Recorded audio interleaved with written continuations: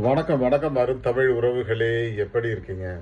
சமீபத்தில் எம்ஆர் விஜயபாஸ்கர் அவர்கள் ஜாமீன்ல வெளியே வந்தார் அப்படிங்கிறது எல்லாருக்குமே தெரியும்.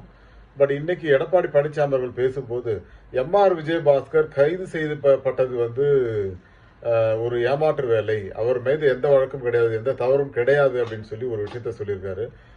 ஒரு முன்னாள் அமைச்சர் ஒருவரை கைது செய்ததை மறைக்கத்தான் இவரை கைது செய்து இவர்கள் திசை திருப்ப பார்க்கிறார்கள் அப்படின்னு சொல்லி ஒரு புதிய குற்றச்சாட்டை சொல்றாரு. அவர் வேற யாரையும் சொல்ல, செந்தில் பாலாஜி அவர்களை சொல்றாரு.